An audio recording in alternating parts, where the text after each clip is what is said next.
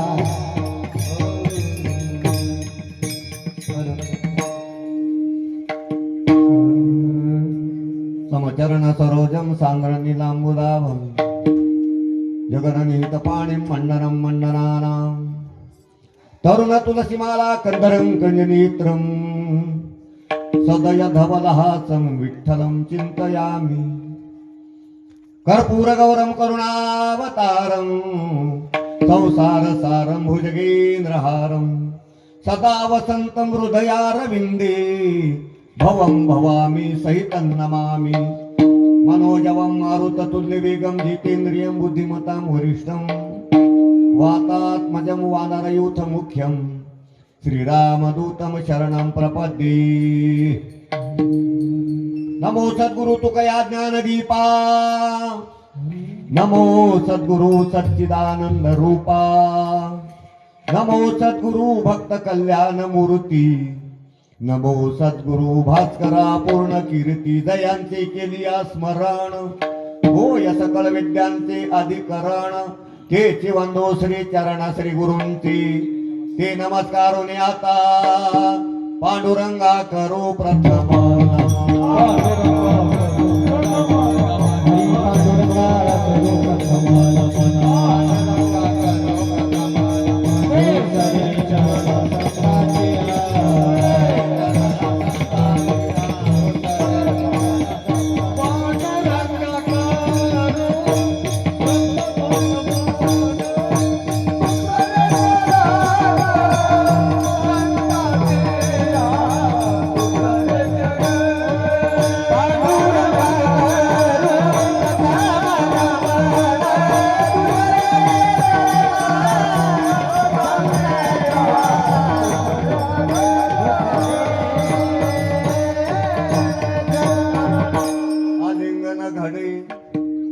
आलिंगन घडे मोक्ष सायुज्यता जोडे ऐसा संतांचा महिमा झाली बोलायाची सीमा. प्रस्तुत प्रसंगी प्राप्त स्थळी कीर्तन सेवेसाठी निवडलेला अभंग महाराष्ट्र भूषण देहू निवासी वैराग्याचे महामेरू. अगदी सुंदर आहे बघा माझी सिस्टीमवाले, आता काही कमी जास्ती करू नका.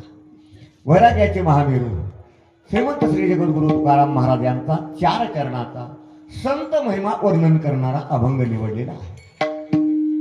संत महिमा अनेक प्रकारचा आहे, परंतु या अभंगद्वारा जगद्गुरु तुकाराम महाराज 3 प्रकारचा महिमा वर्णन करतात. आलिंगन घडे मोक्ष सायुज्यता जोडे. पहिल्या चरणामध्ये आलिंगनाचा महिमा, तिसऱ्या चरणामध्ये संताच्या पायाचा महिमा. महिमा म्हणजे मोठेपण. तीर्थे पर्वकाळ अवघी पाया पी सकळ. तिसऱ्या चरणामध्ये संतांच्या पायाचा महिमा. शेवटच्या चरणामध्ये संत सेवेचा महिमा. तुका म्हणे देवा त्यांची केली पावी सेवा. ऐसा संतांचा महिमा झाली बोलायाची सीमा. असा अभंगाचा सरळ सरळ भावार्थ माझ्या बुद्धीप्रमाणे आहे. विठ्ठल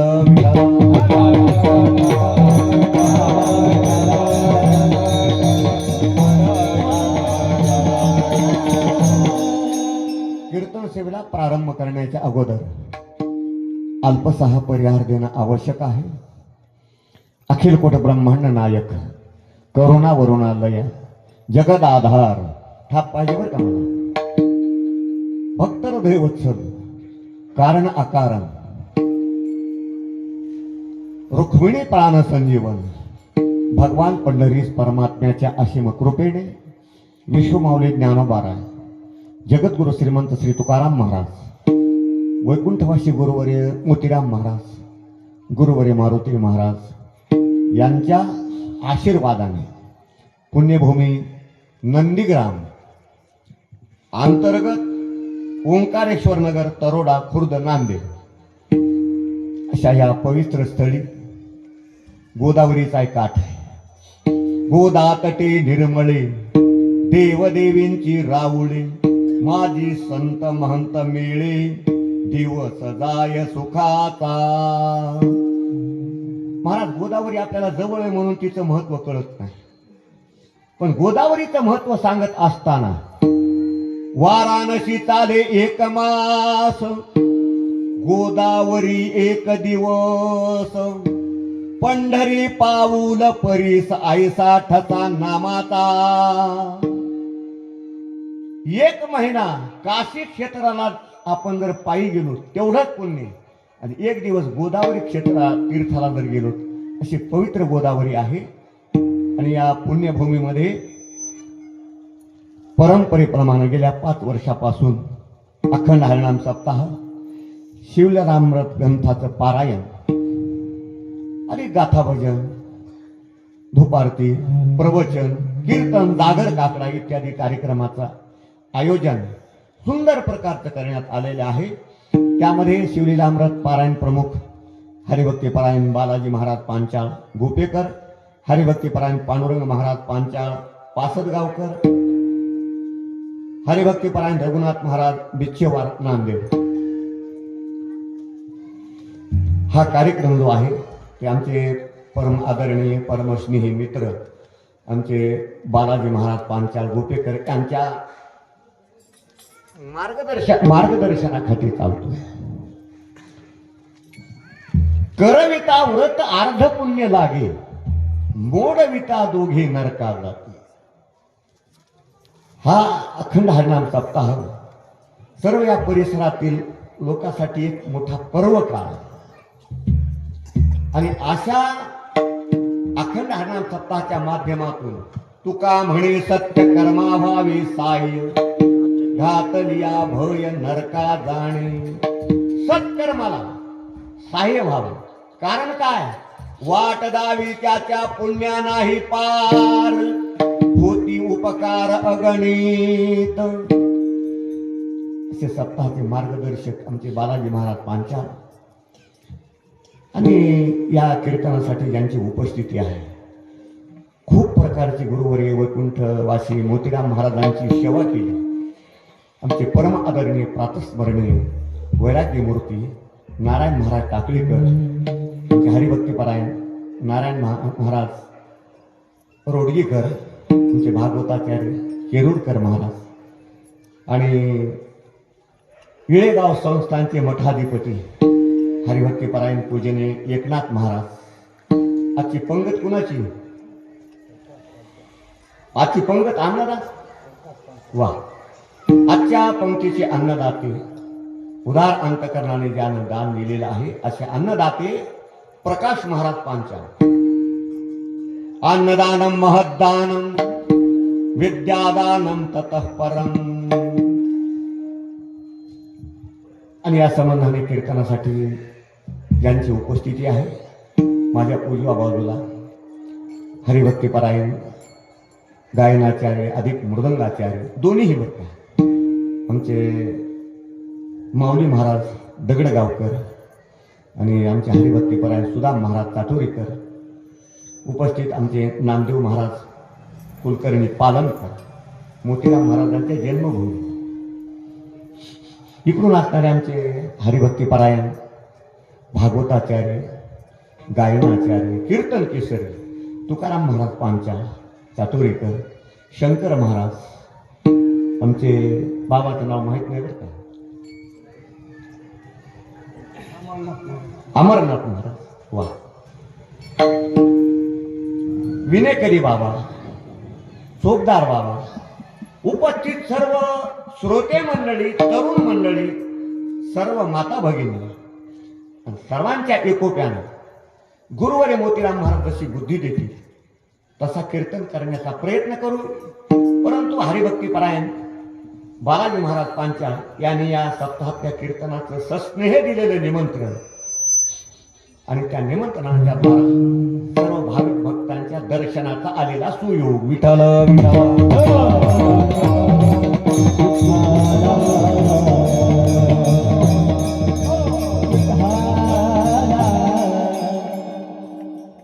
असा नियम आहे माऊली, दिल्याशिवाय मिळत नाही असा नियम.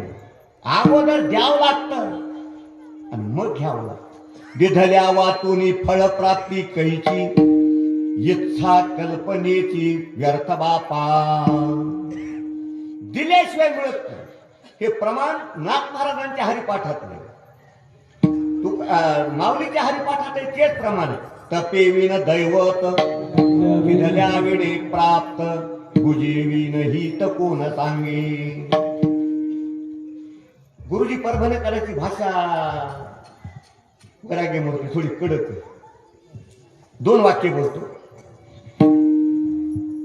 जगतामध्ये दोन प्रकारचे मूर्ख आहेत. गुरुजी परभणीकरांची भाषा, सगळ्या मूर्खाचा अंतर्भाव त्याच्यामध्ये आलेला आहे. गरीब असून काम करीत नाही तो एक मूर्ख आहे, धन असून दान करीत नाही तो एक मूर्ख आहे. विठ्ठल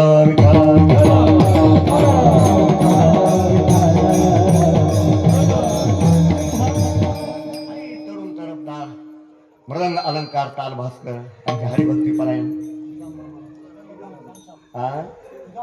दिगंबर महाराज पांचाळ सुंदर मृदंग वाजवतात. माऊली आहेत आमचे. संत महिमा वर्णन करणारा अभंग निवडलेला. दानाचा काय महिमा आहे एका दृष्टांताद्वारे सांगून पुढे आपण चालू.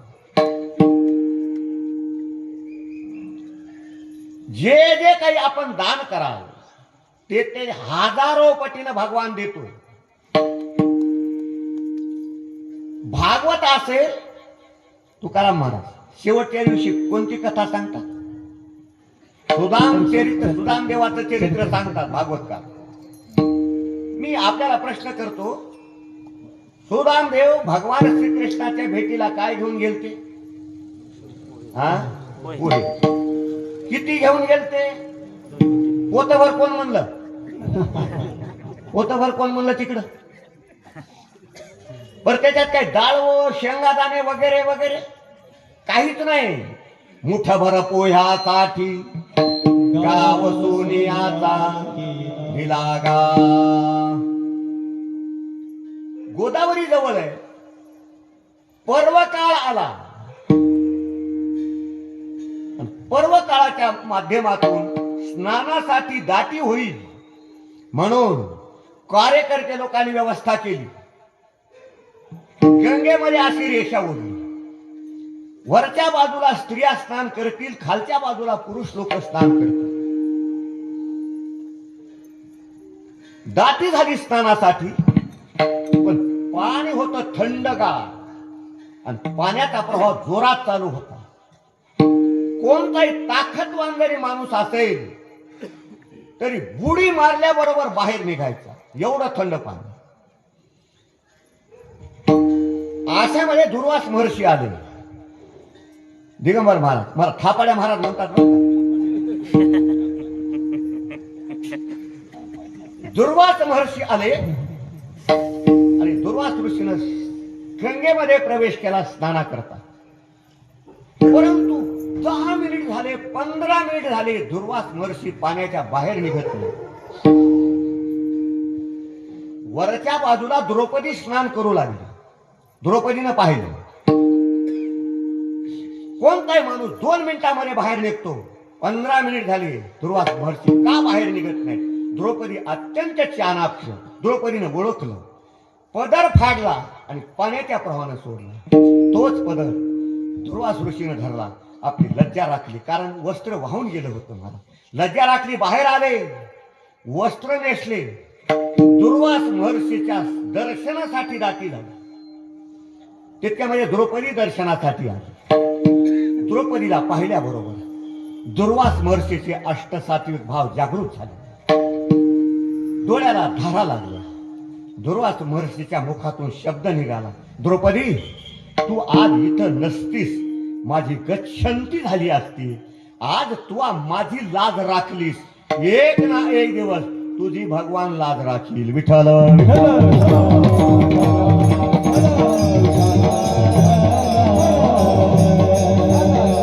कौरवी पांचाळी सभे माझी आणली, वस्त्रहरण वस्त्रे कैशी झाली माऊली. म्हणून या सप्ताहासारखं मोठं पात्र सापडलेले परिसरातील लोकांना या सप्ताहामध्ये अन्नदान, द्रव्यदान, कायिक सेवा, वाचिक सेवा, मानसिक सेवा जर आपण केली, हजारो पटीने भगवान देणार आहे. कोणत्याही प्रकारची शंका नाही. विठ्ठल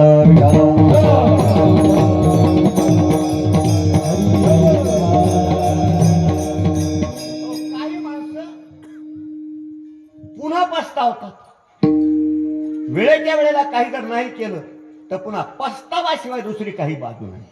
कबीर महाराज बोलतात, करना था सो नहीं किया, अब क्यों पछताय, खोवे पेड़ बबूल का, आम कैसे खाय. झाड लावले बाभळीचं, आंबे खाण्याची अपेक्षा करतोय. जोपर्यंत बाभळीला आंबे लागत नाहीत तोपर्यंत कीर्तन सुटणार नाही.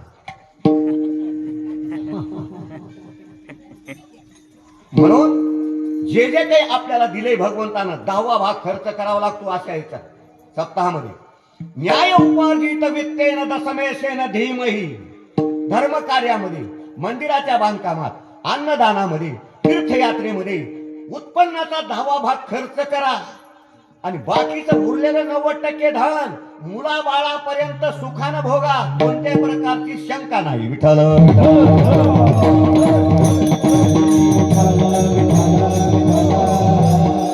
काही लोक निपरगठ्ठ असतात. महाराज, आम्ही जर धन नाही खर्च केलं तर आमचं काय वाकडं होईल. नाथ महाराज बोलतात भागवतात, दायाद चोर राजा आगी, आधर्मे रोग संतरे अंगी, हे 5 जण विभागी, द्रव्यनाशा लागी पावती. भावाभावामध्ये, भावकीमध्ये भांडणं होतील, तुमचं धन नष्ट होऊन जाईल. चोर तुमचं धन चोरी करून देईल, आगनी तुमचं धन जाळून टाकील. राजा इन्कम टॅक्स, सेल टॅक्स लावून तुमचं धन जप्त करील. आजही आपण टीव्हीवर पाहतो महाराज, ज्याच्याकडे कुंटल सोनं आहे, कपाटभर पैसा आहे, रात्री धाड पडते ईडीची. ईडी कळाली का? आवताच्या जाणवलेला असते ती ईडी. बरोबर आहे. सकाळी हातात बेड्या पडत्या, सगळं धन जप्त होऊन जातं. म्हणून धनाचं संरक्षण करून उपभोगायचं असेल, कारण द्रव्य शुद्धी शास्त्रानं सांगितलेले. धन कमावताना अनेक प्रकारचे त्याच्यामध्ये दोष येतात. 10वा भाग खर्च केला, दोष उडून जातो. 90% धन आपल्याला सुख समाधान भोगायला मिळतं. म्हणून पात्र मोठं सापडलेले सप्ताहाच्या माध्यमातून आपण कोणत्याही प्रकारची हायगाई करू नका. अभंग श्रीमंत श्री जगद्गुरु तुकाराम महाराजांचा संत महिमा वर्णन करणारा अभंग निवडलेला आहे.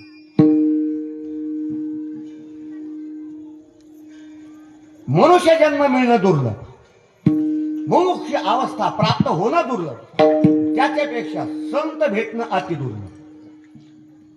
भागवतामध्ये श्लोक आलेला आहे, मनुष्यत्व मुमुक्षत्व महापुरुष संश्रिया. संत भेट होणं किती दुर्लभ आहे हे नाथ महाराज सांगतात. व्याघ्र सिंहाचे दूध जोडे, चंद्रामृत हातात चढे, परी हरिप्रियाची भेटी नातुडे. हे दुर्लभ गाडे मनुष्या. वाघाचं सिंहाचं दूध प्राप्त होईल, चंद्राचं अमृत प्राप्त होईल, परंतु हरिप्रियाची म्हणजे संताची भेट होणं अत्यंत. अगोदर संत दुर्लभ, किती दुर्लभ. मनुष्यानाम सहस्रेषु कश्चित यतते सिद्धये. हजारो माणसामध्ये, आता हे कलियुगामध्ये कोटी हजारोचं कोटीवर माप आलेले असे संत दुर्लभ. कबीर महाराज बोलतात, विठाला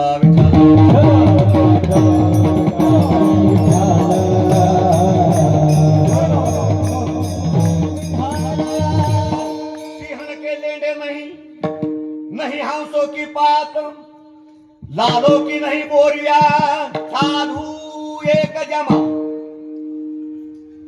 सगळे माणसं, तुम्ही सिंहाचे कल्प कुठं पाहिले का? सिंहाचे कल्प पाहिले असतील तर तुम्ही मेंढराचे कल्प पाहिले असतील. सिंहन के लेंडे नाही. हंसाचा थवा कोण पाहिला का? कावळ्याचा थवा पाहिला असेल. हंस एकच, सिंह एकच, लालो की नाही बोरिया. परिसाचे पोतेच्या पोते कोण पाहिले का? कांद्याचे पोते, बटाट्याचे पोते पाहिले असतील. तद्वत साधू एक जमात दुर्लभ आहे. विठ्ठल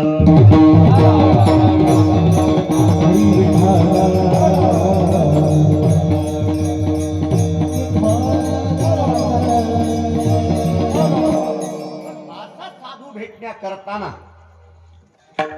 निष्कामता निज दृष्टी, अनंत पुण्य कोट्यान कोटी, रोकड्या दाहिजे पाठो वाटी, तय होय भेटी हरिप्रियाची.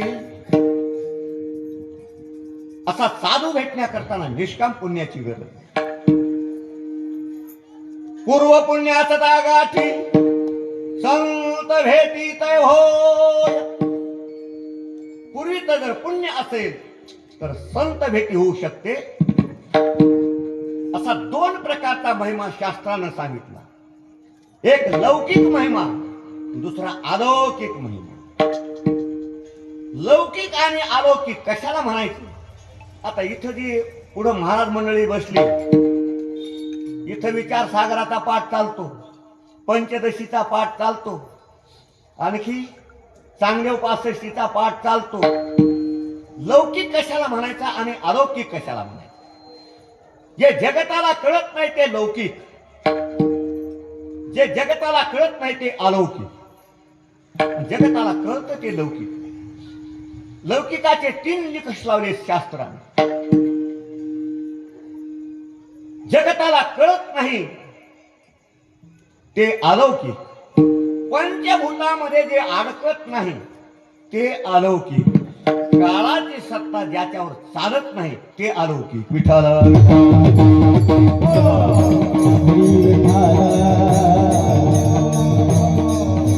आणि याच्यामध्ये तीनच गोष्टी बसतात: देव, देवाचं नाम आणि संत.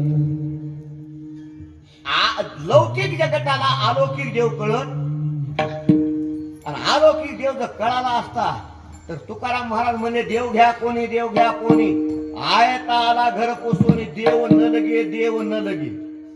लौकिक जगताला अलौकिक देव कळत नाही, लौकिक जगताला अलौकिक नाम कळत नाही, आणि लौकिक जगताला अलौकिक संत कळत नाही. पंचभूतामध्ये संत अडकत नाही, काळाची सत्ता संतावर चालत नाही. असे अलौकिक संत, त्यांचा महिमा तुकाराम महाराज वर्णन करतात. का महिमा वर्णन केला त्याचे कारण सांग. संत महिमा जगताला जर कळाला तर जगत संतांच्या वचनाप्रमाणे असणार ते वागल. संत वचनाप्रमाणे जर जगातले जे असणारे माणसं वागले तर जगतातल्या माणसाचं कल्याण होईल. एवढ्या करता संत महिमा सांगितला. विठ्ठल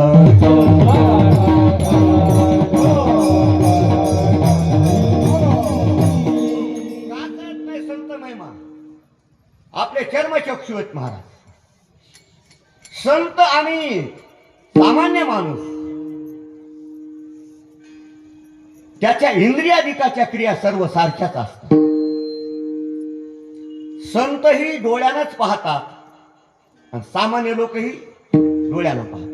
संत कानानं ऐकतात, सामान्य लोक कानानं ऐकतात. संत संसार करतात, सामान्य लोकही संसार करतात. मग फरक कुठे आहे? फरक गीतेनं सांगितला, फरक तुकाराम महाराजांनी सांगितलं. दह्याची अंगिनी येतात लोणी, एका मोले दोन्ही मागून ये.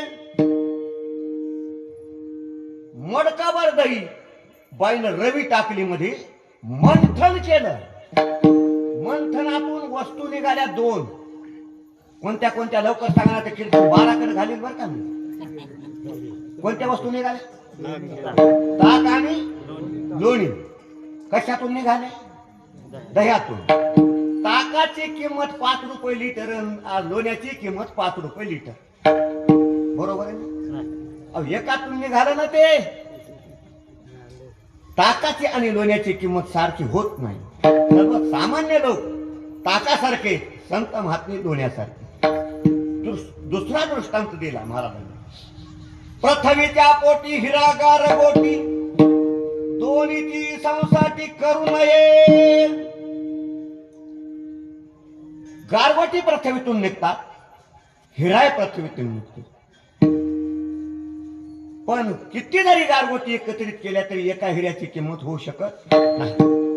गुरुजी परभणीकरांची भाषा आहे बरं. गुरुजीनं प्रश्न करायचा, किती मूर्ख म्हणजे एक शहाणा? लवकर सांगा. सुशिक्षित मंडळी नांदेड मधली, किती मूर्ख म्हणजे एक शहाणा? आकडा सांगा.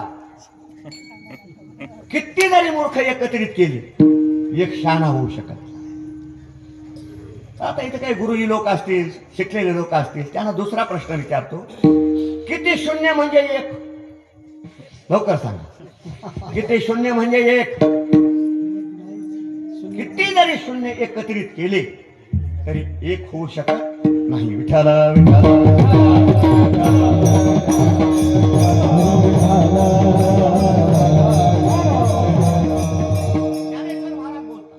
तो पाशाना माझी परिसू, रसा माझी सिद्ध रसू, मनुष्याकृती अंशू माझाची जाण. ते चालते ज्ञानाचे बिंब, तयाचे अवयव सुखाचे कोंब. ये माणूसपण भांब, लौकिक भागू. दिसतात तुमच्या आमच्यासारखे पण नसतात तुमच्या आमच्यासारखे. संत नवती जगा माणसाच्या सारखे. आणखी एक फरक सांगतो. संतही संसार करतात बालाजी महाराज, आणि आपणही संसार करतो. फरक कुठे आहे मग? एका वाक्यात फरक सांगतो माऊली.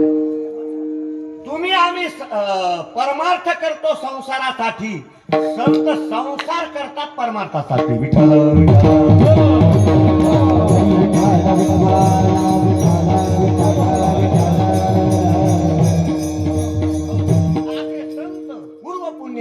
तुम्हाला जर भेटले आणि आलिंगन जर घडलं तर त्याचा परिणाम काय होतो अभंगाचं परिणाम आलिंगन घडे आलिंगन घडे आलिंगन घडे आलिंगन घडे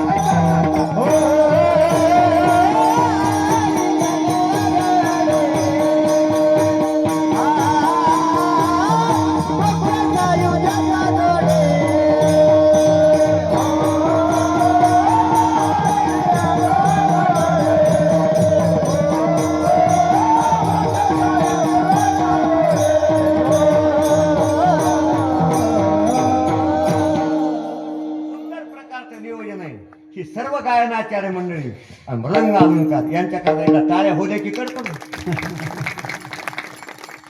आलिंगन घडे मोक्ष सायुज्यता जोडे संतांना आलिंगन जर घडलं तर त्याचं फल मोक्ष आणि सायुज्यता शब्द वापरले दोन बरोबर आहे वस्तू प्राप्त झाल्या 8 मोक्ष म्हणण्यामध्ये धर्म अर्थ काम आणि मोक्ष 4 पुरुषार्थ आणि सायुज्यता म्हणण्यामध्ये सलोकता समीपता स्वरूपता आणि सायुज्यता शब्द दोनच का वापरले त्याचं कारण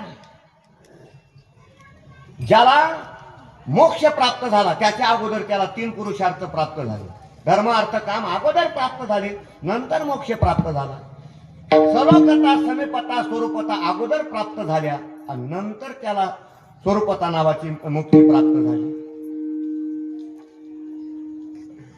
एका मुलाला पाहुणे पाहण्यासाठी आले बरं का माऊली पाहुणे आले पाहण्यासाठी लग्नाची गोष्ट होती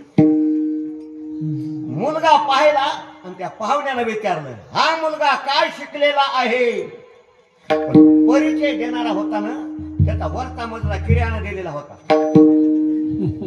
त्यानं परिचय दिला महाराज हा मुलगा मॅट्रिक पास आहे 12वी पास आहे BA पास आहे MA पास आहे बरोबर आहे का परिचय अहो नुसतं MA पास आहे म्हणलं असतं तर त्यानं अगोदर 3 डिग्र्या प्राप्त केलेल्या आहेत आणि मग MA झालेला तसं अगोदर 3 पुरुषार्थ 3 मुक्ती प्राप्त केली आणि मोक्ष म्हणणं काय आणि सायुज्यता म्हणणं काय त्याचा अर्थ एकच या ब्रह्मत्वाची पार्था सायुज्य आईसी व्यवस्था दयासी तर नावे चौथा पुरुषार्थ का. पण काही लोक म्हणतील महाराज आम्हाला संतांना आलिंगन द्यायचंय नाही आणि आम्हाला मोक्ष प्राप्त करून घ्यायचाय नाही. असं कोणी म्हणेल तर मोक्ष या शब्दाचा अर्थ सांगतो म्हणजे आपल्या लक्षात येईल. संतांच्या भेटीची आलिंगनाची गरज आहे किंवा नाही. सर्वांना प्रश्न करतो, आपण दिवसाची रात्र करतो, रात्रीचा दिवस करतो, प्रयत्न करतो, त्याच्या पाठीमागचा हेतू काय आहे? काय मिळावं? सुख मिळावं. प्रयत्नामध्ये भिन्नता असेल. कोणी दुकानदारी करीत असेल सुखासाठी, कोणी शेती करीत असेल सुखासाठी, कोणी नोकरी करीत असेल सुखासाठी. प्रत्येक माणूस रात्रीचा दिवस दिवसाची रात्र करतो ते सुखासाठी करतो. मी अनेक प्रश्न करीत तुम्हाला. माणूस लग्न करतो कशासाठी माऊली? सुखासाठी. लग्न झालेल्या लोकांना विचारा मिळालं का नाही?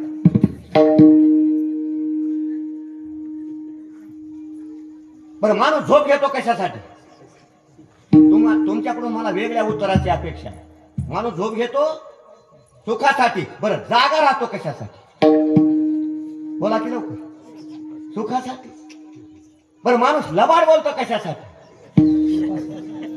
बरं माणूस खरं बोलतो कशासाठी? सुखासाठी. बरं माणूस चोरी करतो कशासाठी? सुखासाठी. बरं माणूस दारू पितो कशासाठी? अहो दारू पिणं सुद्धा त्याच्या दृष्टीनं ते सुखच आहे. आणि त्याच्या दृष्टीनं ते सुख नसतं तर ते दारू पेलीच नसतं. त्याच्या पुढे जाऊन बोलतो माणूस आत्महत्या करतो कशासाठी? सुखासाठी. म्हणजे प्रत्येक क्रिया माणूस जो करतो आपल्याला सुखाची प्राप्ती व्हावी. पण कोणतं सुख पाहिजे? शाश्वत सुख पाहिजे. आज सुख उद्या दुःख जमल का?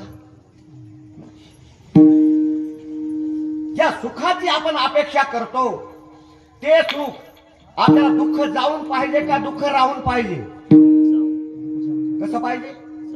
दुःख जाऊन सुख पाहिजे. राहू द्या ना थोडं दुःख. 99% सुख राहू द्या, 1% दुःख राहू द्या. काय बिघडलं? नाही नाही नाही. 1% दुःख 99% सुखाची वजाबाकी करतो. माणसाच्या जीवनामध्ये 1% दुःख असू द्या, 99% सुख असू द्या, 99% सुखाची वजाबाकी करतं. की व्यवहारातली वजाबाकी वेगळी आहे. व्यवहारातल्या वजाबाकीमध्ये वरचा आकडा मोठा पाहिजे, खालचा आकडा लहान पाहिजे तर वजाबाकी होते. पण सुख दुःखाच्या बाबतीमध्ये 1% दुःख वर आहे, 99% सुख खाली, वजाबाकी होतात. आता सामान्य लोकांची वजाबाकी कशाला सांगू? दशरथ राजाची वजाबाकी सांगतो. दशरथ राजाला प्रभू रामचंद्र अवतीर्ण होण्याच्या अगोदर काय कमी होतं? भागवताचार्य काही कमी नव्हतं. राजधानी होती, पत्न्या पतिव्रता होत्या, सत्ता होती, संपत्ती होती, प्रजा अनुकूल होती. वशिष्ठ महाराजांसारखे मार्गदर्शन करण्याकरताना गुरु होते. सगळं होतं. दशरथ राजाला विचारलं, राजे त्या सगळ्या वैभवाबद्दल तुम्हाला काय वाटतं? दशरथ राजाने प्रतिक्रिया दिली, पुत्रहीनस्य मे राज्यम सर्व दुःखाय कल्पते. मला मुलगा नसल्यामुळे हे सगळं वैभव दुःखाचं लागते. प्रत्येकाला दुःख जाऊन सुख मिळावं अशी अपेक्षा. दुसरा प्रश्न करतो, जे दुःख जाऊन सुख मिळावं वाटतं, गेलेलं दुःख किती दिवसानंतर वापस यावं वाटतं? बोला लवकर लवकर बोलत जा. कोण मला 6 महिन्याला? किती दिवसानंतर वापस यावं वाटतं दुःख? बोला की महाराज. नाही म्हणजे कायमचं दुःख जावं अशी प्रत्येकाची अपेक्षा आहे. आणखी एक प्रश्न करतो, कायमचं दुःख जाऊन या सुखाची प्राप्ती व्हावी असं वाटतं, ते प्राप्त झालेलं सुख किती दिवसानंतर वापस जावं वाटतं? किती दिवसानंतर? जाऊच नाही. म्हणजे कायमचं दुःख जावं, कायमच्या सुखाची प्राप्ती व्हावी अशी प्रत्येकाची इच्छा आहे. वेदांत शास्त्रामध्ये त्याला मोक्ष म्हणतात. विठ्ठल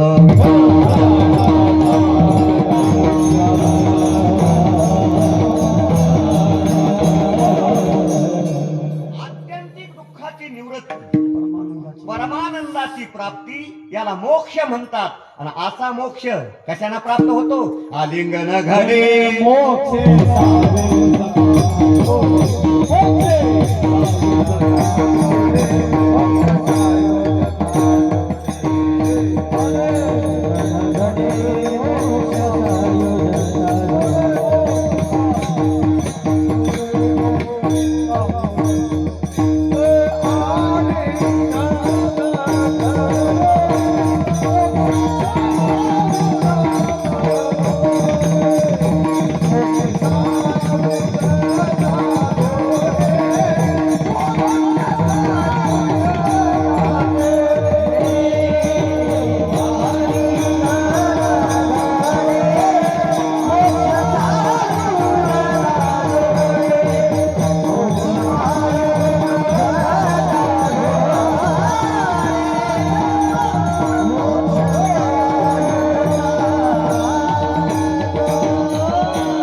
आलिंगन घडे मोक्ष सायुज्यता जोडे प्रमाण किती देता येतील पण 8:30ला भजन चालू झालं आणि पुढं कीर्तन गेलं तर ओव्हर पाकिट मिळणार अहो एका गावाला कीर्तन केलं मी 1 घंटा त्या गावाला अर्ध पाकिटच कापून घेतो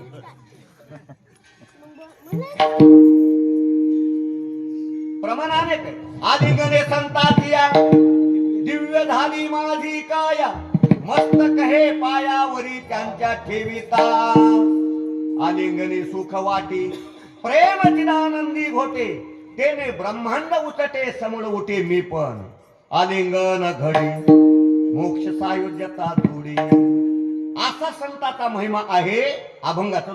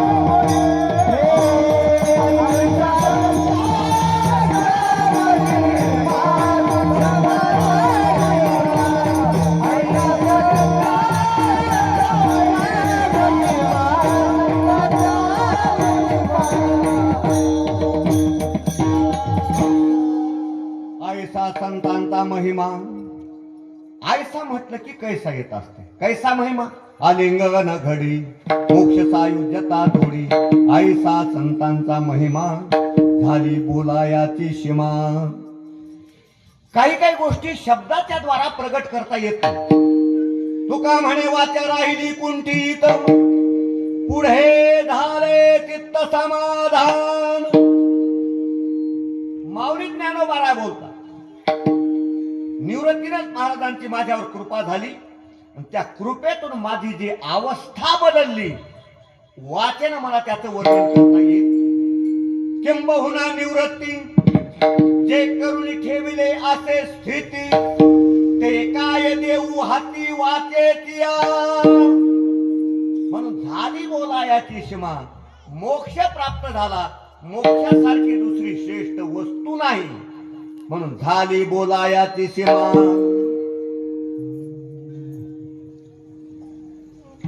छोटा ओढा पाण्याच्या बाबतीत बोलतो. ओढ्यापेक्षा काय मोठं? नदी मोठी. नदीपेक्षा काय मोठं? गंगा मोठी. गंगेपेक्षा काय मोठं? समुद्र मोठा. समुद्रापेक्षा काय मोठं? झाली बोलायाची सीमा. आणि आमच्या बालाजी महाराजांनी हे जे सप्ताह केला ना, या सप्ताहाचा प्रत्यक्ष अप्रत्यक्ष परिसरातील लोकांना फायदा सांगतो. ज्याचे मुलं संस्कार संपन्न आहेत त्याच्यासारखे श्रीमंत मायबाप नाही, आणि ज्यांचे मुलं संस्कारहीन आहेत त्याच्यासारखी दरिद्री आईबाप नाही. मुलावर संस्कार घडतात म्हणून महिला मंडळाला सांगतो, येताना आपल्या मालकाला घेऊन या, आपल्या लेकरा बाळाला घेऊन या कीर्तनासाठी. कीर्तनानं परिवर्तन होत असत.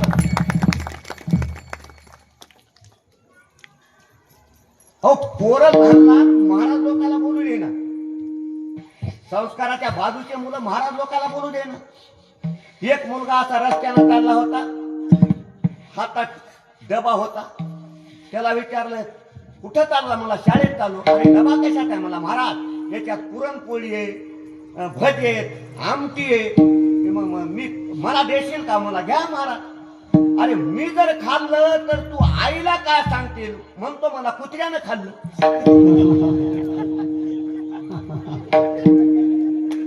लहान लहान पोरं सुद्धा महाराज लोकांना बोलू देणार. एका मुलानं प्रश्न केला, महाराज माणूस एका पायावर कधी उभा टाकतो? मी म्हणला मला काय कळत नाही. महाराज कशाला झालेत? साधा प्रश्न तुम्हाला येत नाही? अहो महाराज, स्नान केल्यानंतर अंडरवेल घालण्या करताना माणूस एका पायावर उभा टाकतो.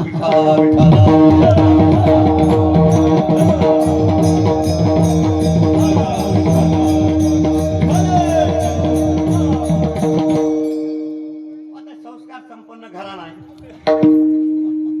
कोणाच्याही घरी गेलं, वारकऱ्याचं घर आहे का कुणाचं घर आहे आम्ही तेव्हाच असणार ओळखीतो. लहान लेकरापासून वृद्धापर्यंत सगळे पाया पडतात. नक्की समजाव की वारकऱ्याचं घर. अहो, एका घरी गेलो महाराज, बसलो, ते दर्शन नाही, काही नाही, काय नाही. जे एक पोरग आला ते माझ्या मांडीवरच बसलो. बरं, मांडीवर नुसतं कुठं बसलंय? माझ्या खिशात हात घालायला. मी म्हणलं, बाई तुम्हाला एकच मुलगा आहे का? नाही म्हणे महाराज, दोन आहे. मी म्हणलं, दुसरं कुठे आहे? ते काय तिकडं म्हणे तुमच्या बुटात मुतायले.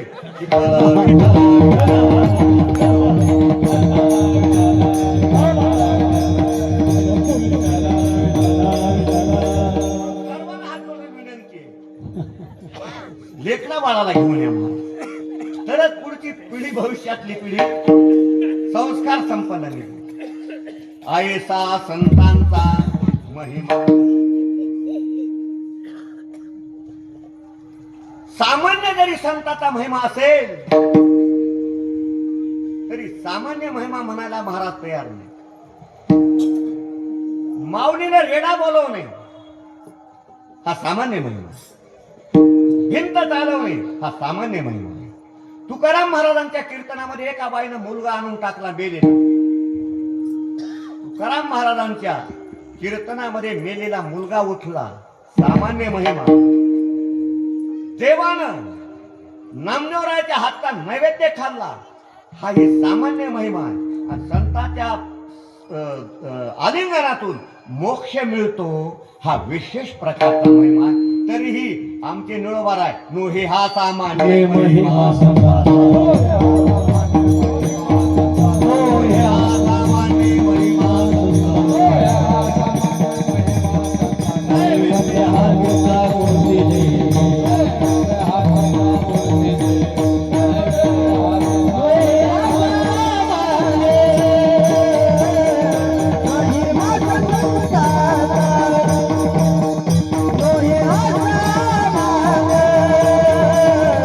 माझी माता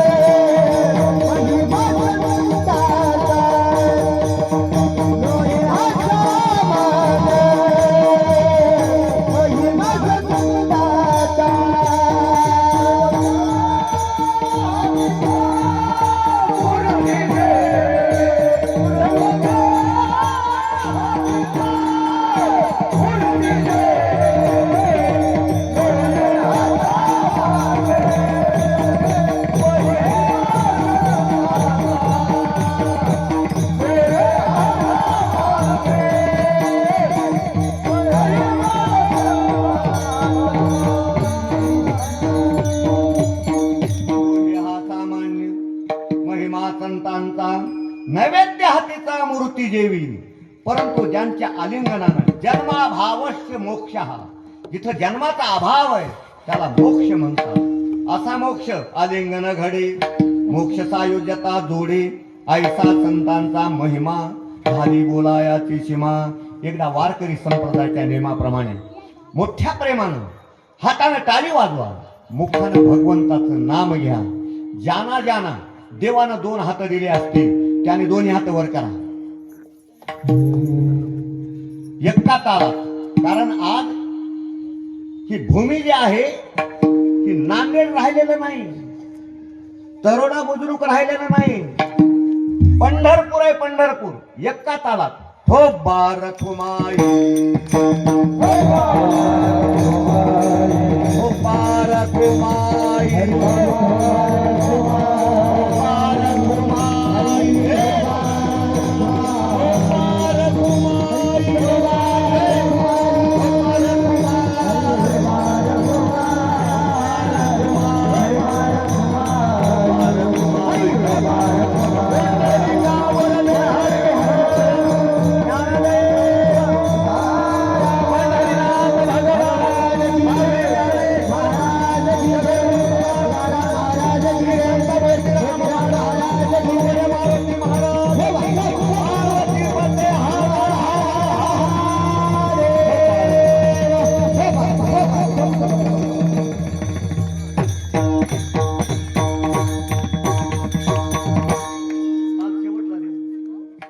आलिंगन घडे मोक्ष सायुज्यता जोडे, ऐसा संतांचा महिमा, झाली बोलायाची सीमा. पहिल्या चरणामध्ये आलिंगनाचा महिमा, तिसऱ्या चरणामध्ये संतांच्या पायाचा महिमा.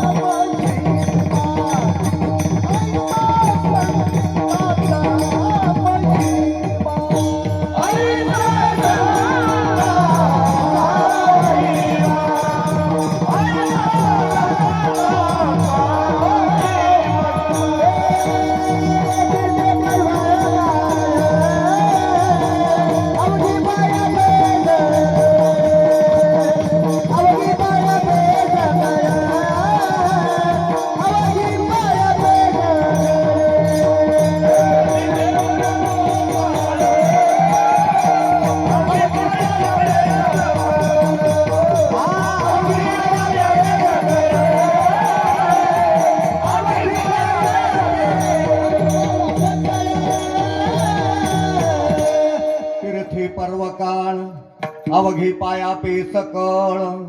सगळे तीर्थ सगळे पर्वकाळ संतांच्या पायाजवळ.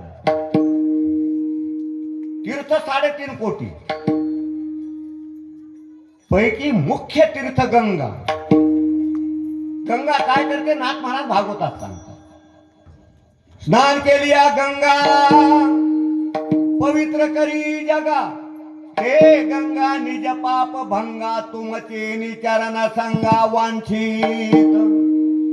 तुम्ही आम्ही सामान्य लोकांनी गंगेमध्ये स्नान केलं, गंगा आपलं पाप खाते. गंगेला लागलेलं पाप संतांच्या पायाजवळ येते विठ्ठल विठ्ठल.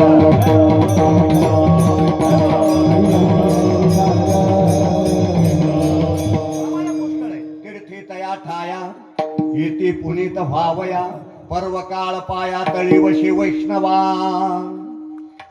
शंकर सांगे ऋषी जवळी सकळ तीर्थ माध्यान्न काळी येती पुंडलिका जवळी करीती आंघोळी वंदिती चरण तीर्थे पर्वकाळ.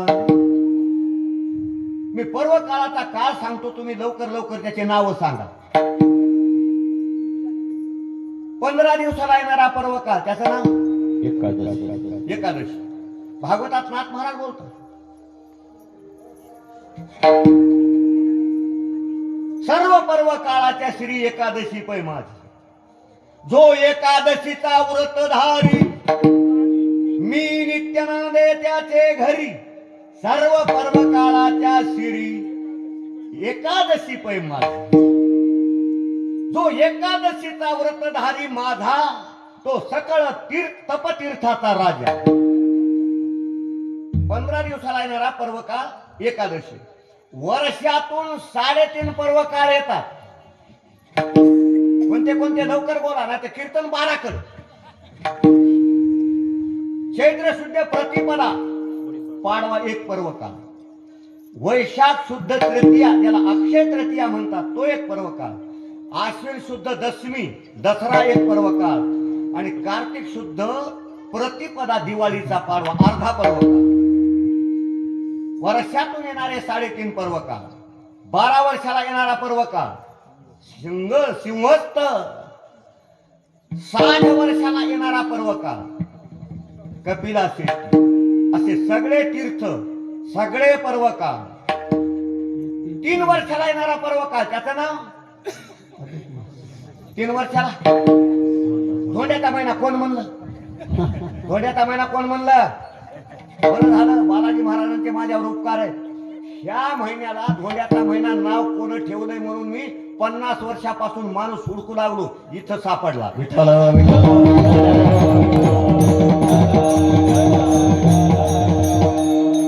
सांगितलं त्याला अधिक मास, पुरुषोत्तम मास, मधमास. अधिक मास का? अधिक फल. अधिक मासामध्ये जे काय आपण पुण्य कर्म करू त्याचं अधिक आपल्याला फल मिळतं.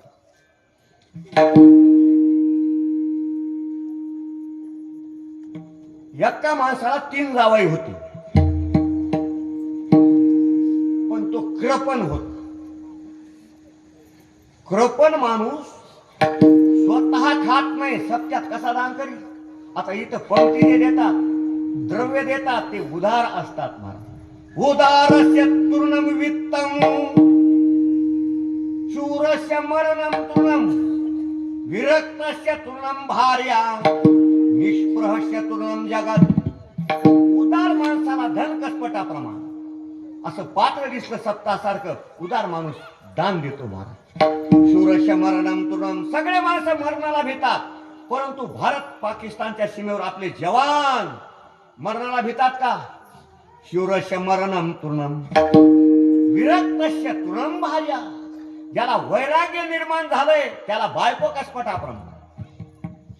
नाही तर रात्री कशी आणण्यात कीर्तनाला येतो म्हणे बायको नको म्हणली. शूर विरक्तस्य तृणम भार्या निष्प्रहस्य तृणम जगत. ज्याला जगाच्या पुढे हात पसरायचा नाही त्याला जग कसपटाप्रमाण. हा कृपण होता. कृपणाची व्याख्या शास्त्र सांगतो. आता अनेक प्रकारचे कृपण आहेत पण वेळ होत चालला. एक शेवटचा कृपण सांगतो, त्याच्यापेक्षा दुसरा कृपण नाही. कृपणो धन लोभेन स्वभार्यानाभिगच्छति यस्या जायते पुत्रो समविते हरेदिती. कृपण माणूस आपल्या बायकोला भोग देतो. का बायकोला भोग देत नाही? आपण बायकोला जर भोग दिला हिला मुलगा होईल. मुलगा मोठा झाल्यानंतर आपण कमवून ठेवलेलं ढबुलं सगळं पार करील. बायकोला भोग देत नाही. विठ्ठल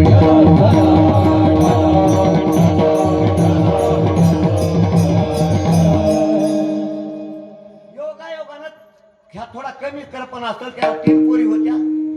आणि त्याच्या बायकोनं नवस केला, देवा माझ्या नवसाला जर पावलास तर मी 33 वारकरी जेऊ घाली.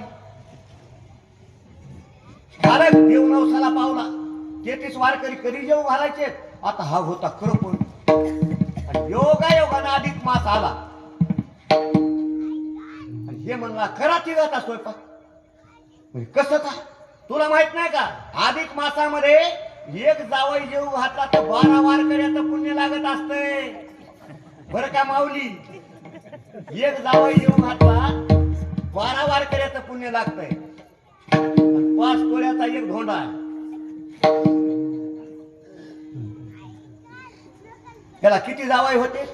3 जावई होते. तिघाचा केला स्वयंपाक, तिघ जावई जेवले. म्हणलं आपला नवस फेटला. नवस केवढ्याचा होता? 33 वारकऱ्याचा. 36 झाले. 12 तरी 36. आगाव किती झाले? 3 आगाव झाले. 3 आगाव झाले म्हणून यानं काय केलं, एका एका जावयाच्या घरी एक एक दिवस गेला, जेवून वापस आला.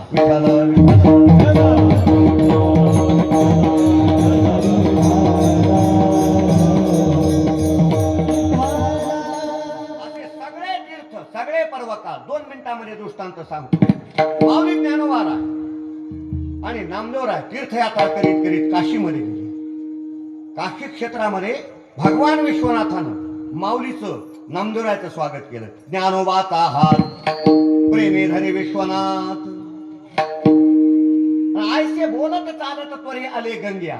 बोलत बोलत गंगेच्या काठावर आले. गंगेनं पाहिला विना निमंत्रित महात्मा आपल्या जवळ आलेला. संधी सोडायची नाही. गंगा मूर्तिमंत प्रगट झाली. ज्ञानोबाच्या पायी मिठी घाली गंगा माई. मग नामदेवराय बोले, नामा म्हणे सोडा बाई, ज्ञानदेव सर्वा ठाई. तीर्थे पर्वकाळ अवघे पायापी सकळ. ऐसा संतांचा महिमा झाली बोलायाची सीमा. पहिल्या चरणामध्ये संतांच्या आलिंगनाचा महिमा, तिसऱ्या चरणामध्ये संतांच्या पायाचा महिमा, शेवटच्या चरणामध्ये संत सेवेचा महिमा.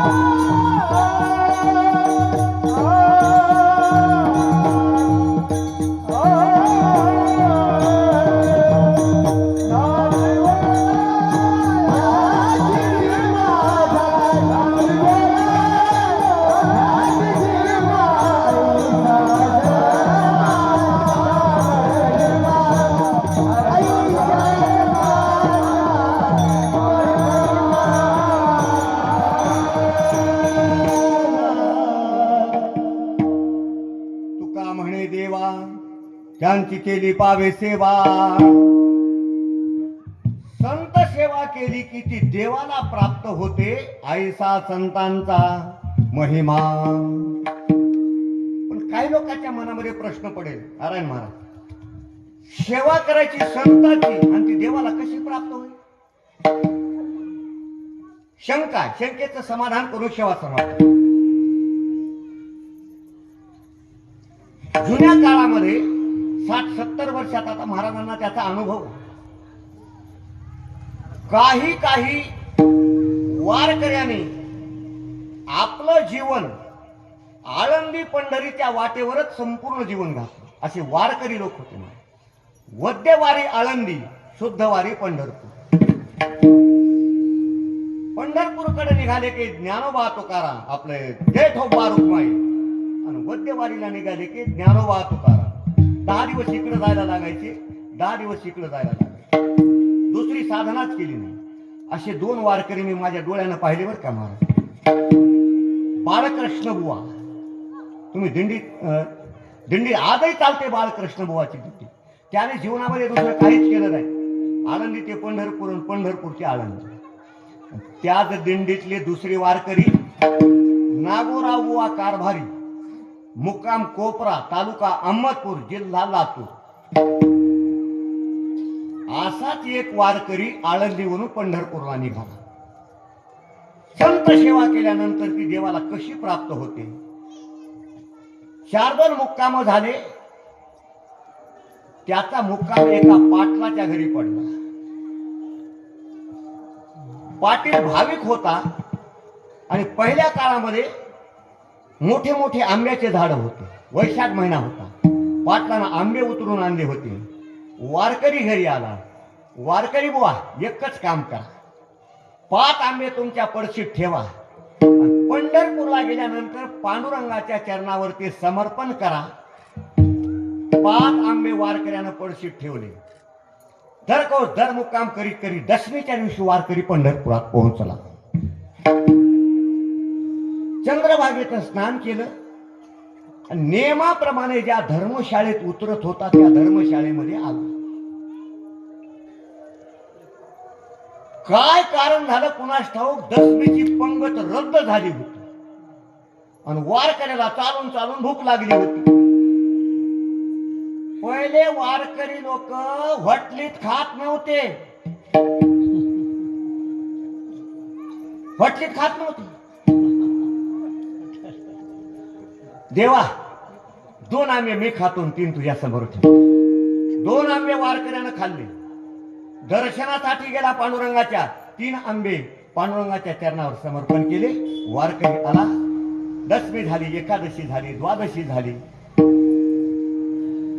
पुन्हा पंढरपूर आळंदीकडे वारकरी निघाला. पाटलाच्या त्याच घरी मुक्काम पडला वारकऱ्याचा. पाटलानं मोठ्या भावनेनं विचारलं, वारकरी बुवा, मी तुम्हाला 5 आंबे दिलते, भगवंताला समर्पण केले का? वारकऱ्यानं सांगितलं, चालून चालून भूक लागली, दशमीची पंगत रद्द झाली, मी 2 खाल्ले, 3 पांडुरंगाच्या चरणावर ठेवले. पाटलाला वाटलं 3 का होईना भगवंताच्या चरणावर समर्पण झाले. जेवण झालं. पाटील झोपला, वारकरी झोपला. पांडुरंग पाटलाच्या स्वप्नात आला. पाटील, तुमचे 2 आंबे मला पोहोचले. खडबडून पाटील जागा झाला. वारकरी म्हणतो 3 ठेवले आणि पांडुरंग स्वप्नात म्हणते की 2 पोहोचले. वारकरी बा उठा. काय पाटील, 1 आंब्याची लबाडी कशामुळे करता? 3 मी खाल्ले, 2 पांडुरंगाच्या चरणावर ठेवले. असं जरी म्हणले असते तरी मी तुम्हाला काही केलं नसतं. विठोबाची शपथ घेऊन सांगतो, मी 2 खाल्ले आणि 3 पांडुरंगाच्या चरणावर ठेवले. वारकरी बोलला, नाही नाही नाही नाही. पहिले पाटील लोक हट्टी होते. 1 आंब्याचा घोळ मिटल्याशिवाय मी तुम्हाला सोडणार नाही. पूर्णाचा स्वयंपाक केला. पाटील जेवले, वारकरी जेवला. पाटील झोपले, वारकरी झोपला. पांडुरंग पाटलाच्या पुन्हा स्वप्नात आला. पाटील, वारकरी म्हणतो तेच बरोबर आहे. वारकऱ्यानं जे 2 खाल्ले ते मला पोहोचले. 3 जे ठेवले पुजाऱ्यानं उचलून नेले. विठ्ठल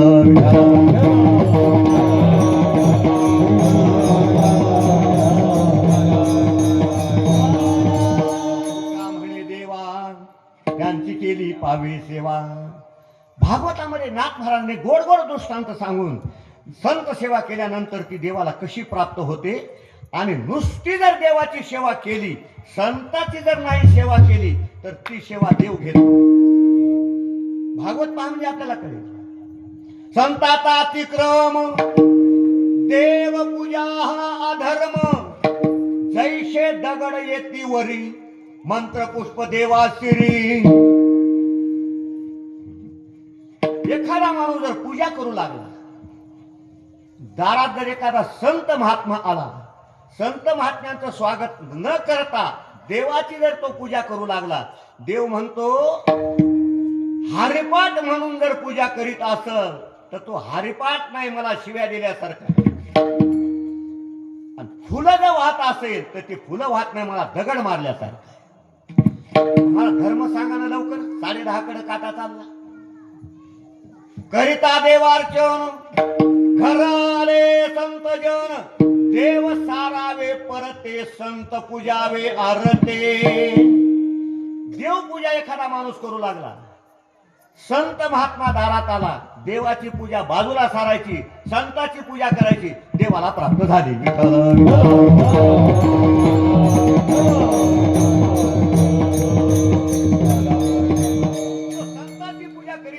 माझी पूजा करतो, देव म्हणतो त्यानं माझा विश्वासघात केला. प्रमाण पहा भागवतात. तो माझ्या आत्मघाता प्रवर्तला. जो माझी पूजा करिता संताची पूजा न करिता तेने मज हानितल्या जाता, तो माझ्या घाता प्रवर्तला.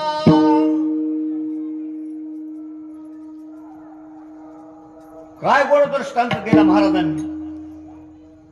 संत पूजा केली तर ती देवाला प्राप्त होते, संत पूजा जर नाही केली तर ती देवाला प्राप्त होत नाही. नाथ महाराजांनी गोड दृष्टांत दिलेला आहे. दृष्टांत सांगून सेवा संपवतो. एका बाईनं व्रत केलं आणि व्रत संपल्यानंतर त्याचं उद्यापन करावं लागते गुरुवर्य. बरोबर आहे ना? नामदेवरायानं उद्यापन केलं तीर्थयात्रेचं. आपण माऊंद करतो पंढरपुराहून आळंदीहून आल्यानंतर. आणि बाई उद्यापनाचा विधी काय आहे म्हणून ब्राह्मणाकडे गेली. ब्राह्मण बुवा मी अमुक अमुक व्रत केले. श्रीमंताची बाई होती. उद्यापनाचा विधी सांगा. ब्राह्मणानं सांगितलं काहीच नाही. 12 सुवासिनीला बोलवा, पंचपक्वानाचं भोजन तयार करा, 12 सुवासिनीला ते भोजन खाऊ घाला आणि एका एका सुवासिनीला 50,000 हजाराची साडी नेसवा.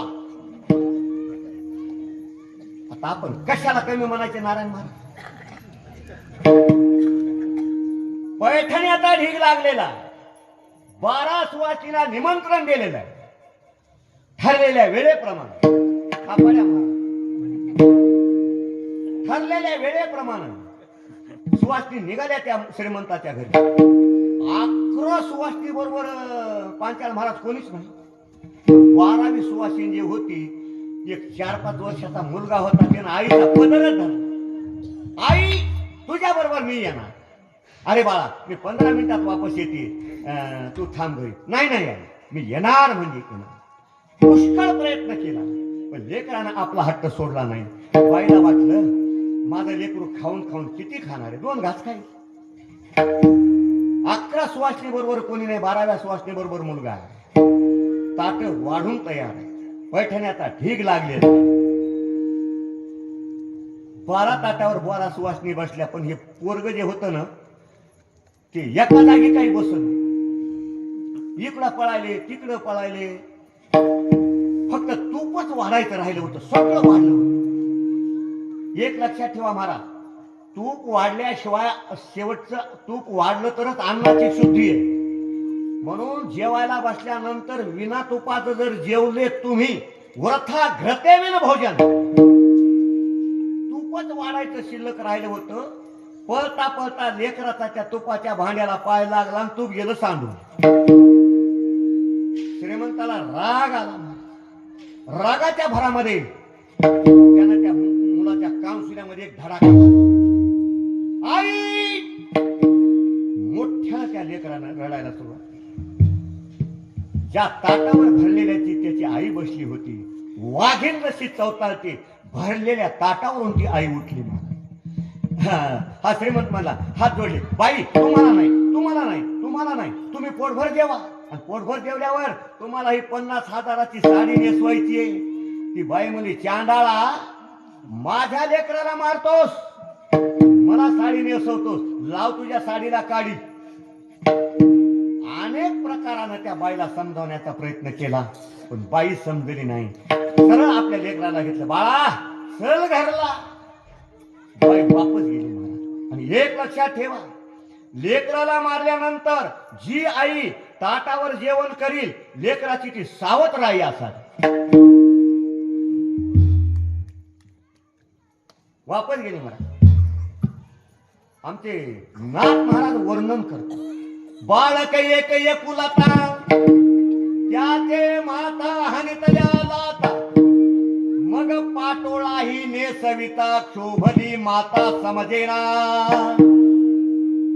पैठणी नेसवण्याचा प्रयत्न केला परंतु बाई काही समजण्याने बाई घरला गेली.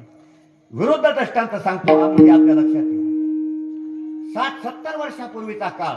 आमच्या गुरुवर्य नारायण महाराजांनी पायी वाऱ्या केल्या. 60-70 वर्षापूर्वी वाहनच नव्हते. एक वारकरी नांदेड मधून पंढरपूरला पायी निघाला. बरोबर काही दसम्या लाडू वगैरे असतील, पण चालण्याचा वेग कमी असल्यामुळे 2 मुक्काम पंढरपूर पुढे राहिलं. एका जवळचं सगळं संपलं. दसम्या संपल्या, लाडू संपले, सगळेच संपले. आता जेव्हा कुठं हा प्रश्न पडला. एक गाव समोर दिसू लागलं. गावात ओळख नाही, पाळख नाही कोणाची, काय नाही. गाव असं होतं, अर्ध गाव इकडं होतं ना अर्ध इकडं होतं, आणि मधून पंढरपूरला जाण्याचा रस्ता होता. गावामध्ये शिरला. मोठ्या मोठ्या पाटलाचे असे वाडे होते, दरवाजे होते, मोठे मोठे दरवाजे, इकडं तोंड करून इकडं तोंड करून. एका दारामध्ये 2 वर्षाचा मुलगा खेळू लागला.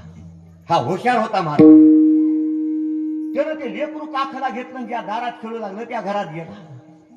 दुपारची वेळ होती, 12ची. जोरात आडला, बाई. त्या लेकराची आई स्वयंपाकघरात स्वयंपाक करू लागली. कोणाचा अनोळखी आवाज आला म्हणून बाई स्वयंपाक करता करता बाहेर आली. बाईनं पाहिलं, माणूस अनोळखी आहे, पण त्याच्या काखेला आपलं लेकरू. आता यानं काही विचार करावा का नाही? गाव आपलं नाही, कोणाची ओळख नाही, काही नाही.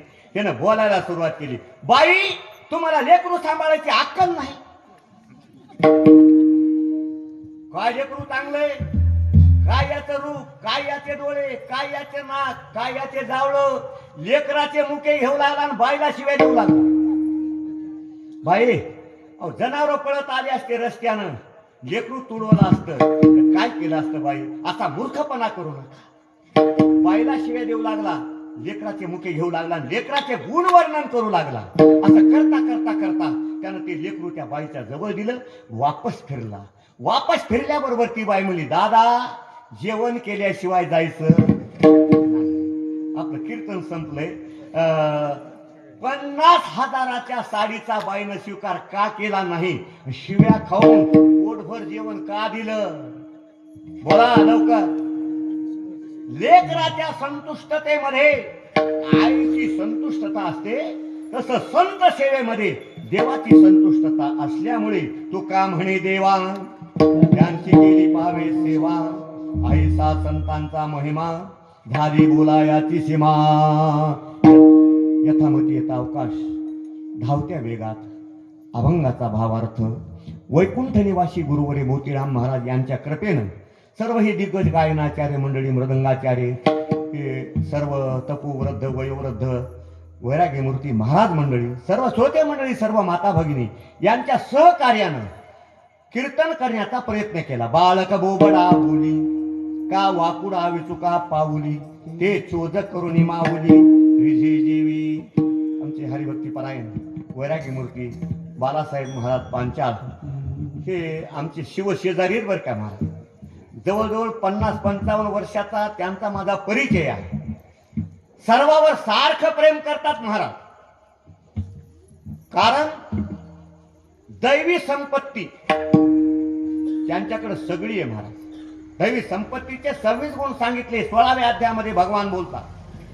दैवी संपत्तीचे गुण असल्यामुळे सर्व महाराज मंडळी, गायनाचार्य, मृदंगाचार्य, सर्व परिसराच्या लोकांवर महाराज प्रेम करीत असल्यामुळे एवढा समाज जमलाय. महाराज प्रेम करत असतील म्हणूनच जमलाय. म्हणून सर्व श्रोते मंडळीने असंच महाराजावर उत्तरोत्तर प्रेम करावं. आणि असाच हा अखंड हरिनाम सप्ताह शिवलीला पारायण जोपर्यंत चंद्र सूर्य आहेत तोपर्यंत हे बंद पडू नये अशी अपेक्षा करतो. सर्वांना शुभेच्छा देतो, सर्वांचा अभिष्ट चिंतन करतो. आणि उत्तरोत्तर अशाच प्रकारचा आपल्याकडून अन्नदान, कायिक सेवा, वाचिक सेवा, मानसिक सेवा घडो हीच भगवंताच्या चरणी, भगवान शंकराच्या चरणी विनंती करतो. आणि याच ठिकाणी शिवेला विराम देतो. ज्ञानेश्वर